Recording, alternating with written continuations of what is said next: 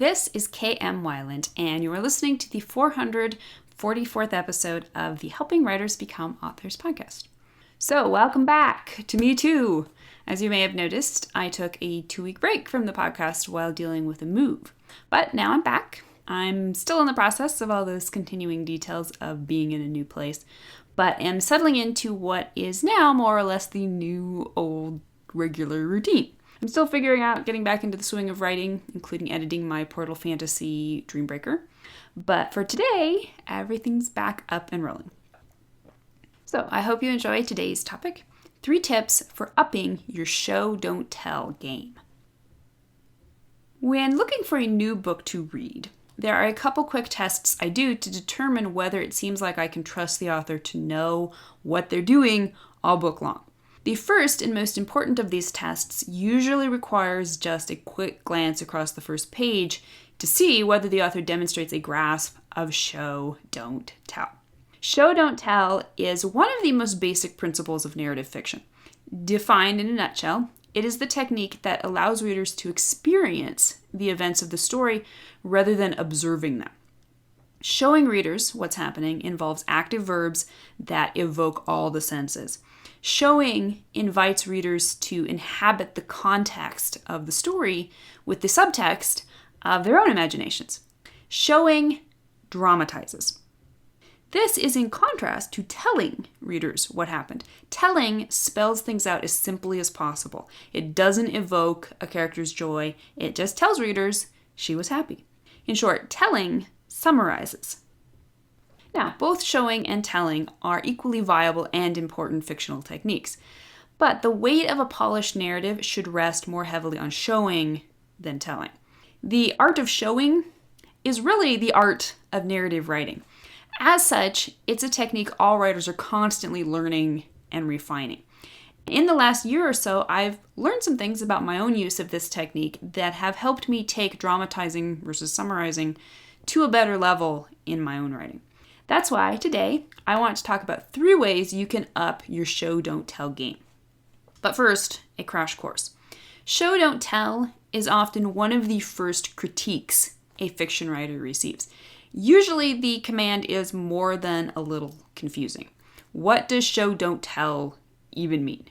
You look at the passage your beta reader circled and you try to understand what's wrong with the way you phrased it and how you could possibly have written it any other way.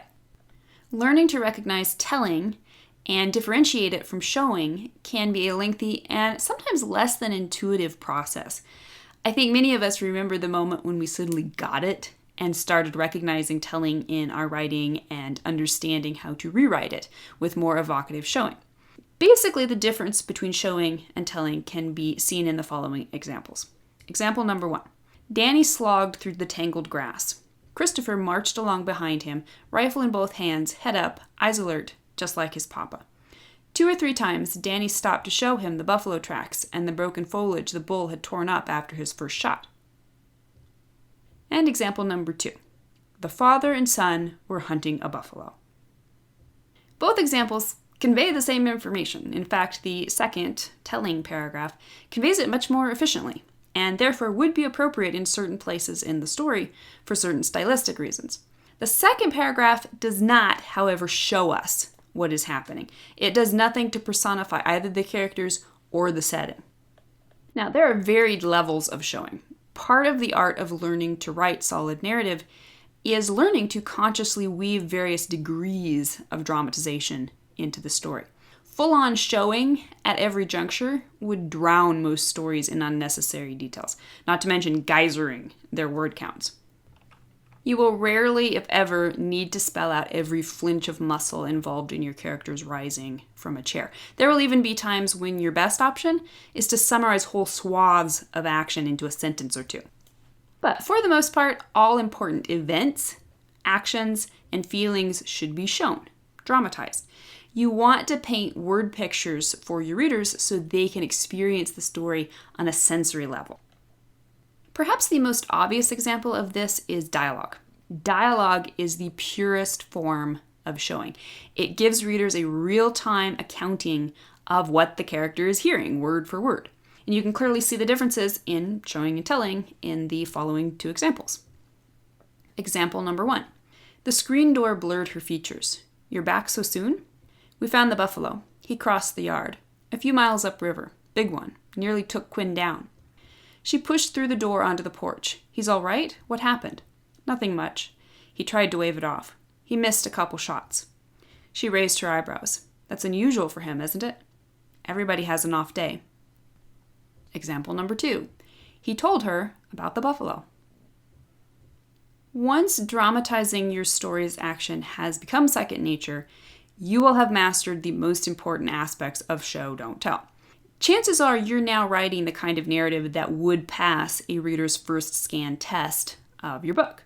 But as I said, learning to master show, don't tell is largely the art of mastering writing itself. Always room for improvement. So today I want to talk about 3 specific ways to look for places in your story where you might be able to change out sneaky telling for more powerful showing. Tip number 1, never name an emotion. Now, this quote-unquote rule is total hyperbole. Of course, it's fine in certain contexts to say, everyone was happy, or a flinch of sadness crossed his face. But I constantly repeat this little phrase, never name an emotion, as my first line of defense against slipping into what is perhaps the easiest of all tells. Emotion can be a difficult thing to describe, much less evoke. We can show characters falling in love, holding hands, laughing, kissing, but can we be sure readers know they're happy? Or what if they're going through all these motions, but it's just on the surface and really they're extremely unhappy? It's just so much easier to just name the emotion. And this holds true for more than just emotions. You can also add the following slogans to your repertoire. Never name a sense. For example, she felt cold. He saw the truck. She smelled the coffee. It tasted sweet. Or he heard the explosion. And never name an action. For example, she drove the car. Or he got dressed. Now, obviously, these are extreme guidelines. In fact, show don't tell is itself an extreme statement, since there will be moments in every single scene where telling is the best choice. We'd be better off rephrasing the rule to show before you tell. But because telling is so much easier and often so much more natural than showing, it's good to keep these phrases running through your head. That way, whenever you find yourself typing, she was happy, you'll be more likely to stop and re-examine your choices. And when you do, you can ask yourself the following questions. Question number 1, is naming the emotion or sense or action really the best choice for this scene? For example, she was happy. Question number 2, could you rephrase with a stronger, less obvious verb? For example, she effervesced. Question number 3, would you get more mileage out of an action if you dramatized it? For example, she picked up the train of her gown and twirled around, dancing through the empty garden. Question number 4, instead of mentioning a sensory experience, could you describe what the character is sensing? For example, the wet smell of earth, still cool from the night, filled her throat and she closed her eyes and breathed. And question number 5, can you imply the character's emotion through the context, either supportively or ironically? For example, he smiled at her and she smiled back. Or he smiled at her and she forced herself to smile back. Tip number 2, choose illustrative actions. I write novels. I don't write memoirs. But I still gleaned a ton from Mary Karr's dead-on book, The Art of Memoir. The whole book is a masterclass in vigorous vulnerability and integrity. But one of the best object lessons I took away was how I, as a novelist, could apply a memoirist's rigorous approach to show, don't tell. So here's a new exercise inspired by Karr that I now use all the time. Imagine for a moment you're not writing fiction. Instead of being a novelist, you are now a memoirist, writing about real events from your own life. Pick something in your life that still causes you high emotion. For the sake of illustration, let's say you're going to write about how an older girl at school bullied you mercilessly. You were her victim. She was clearly the antagonist in the scene, and you want your readers to understand this. But here comes the tricky part. You are not allowed to offer any commentary on your relationship with this bully, how she made you feel back then, or how her effect upon you still clangs through your life today, you are not allowed to tell readers she was the inexcusable abuser of an innocent child. You are only allowed to show readers what happened. Nothing more, nothing less. You can't tell us she was mean to you, but you can show us when she pulled your hair. You can't tell us you think she was probably the victim of abuse in her own family, but you can show us that moment when you found her crying in the stairwell. You can't tell us she scared you out of your mind, but you can show us that day you threw up before going to school. So even just imagining these scenarios, you can see how much more power there is in the showing than the telling. So now apply this to your fiction. This is arguably a little trickier since now you're not remembering real details, but creating scenarios that will evoke your character's emotions. Doing so will not only enable you to create a stronger scene and a more vivid reading experience, it will also force you to dig deep for story events that properly align with your character's emotions and motivations at every turn. And remember, you're not allowed to tell readers your character is conflicted in her love life. You have to show them why. You're not allowed to tell readers your character is scared. You have to make them feel the fear too. In short, you're not allowed to slant your scenes. You can't massage the commentary to force readers to see it how you see it. You have to make them see it all for themselves. And tip number 3, don't explain the context. Here's the awesome thing about good showing. If you're doing it right, you don't ever have to hold readers' hands by telling them.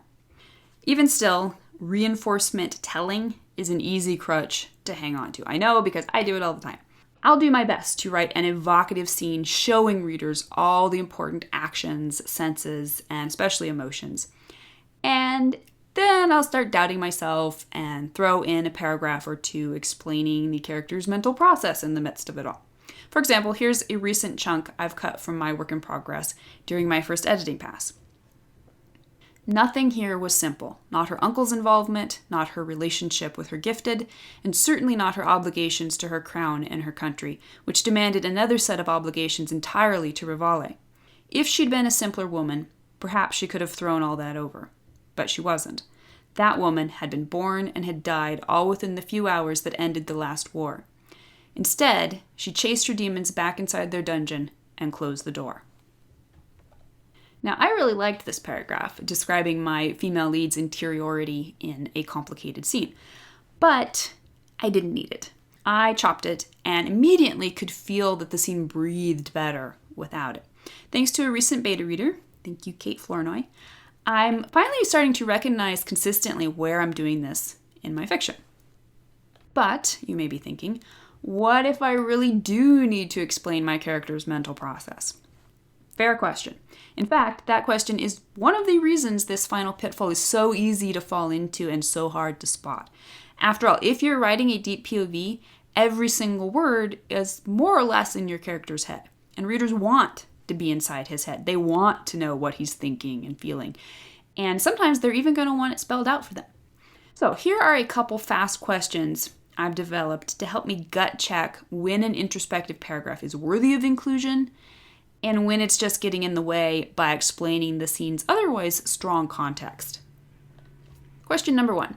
Is this information evident from the context? Would readers understand this emotion or motive without the explanation?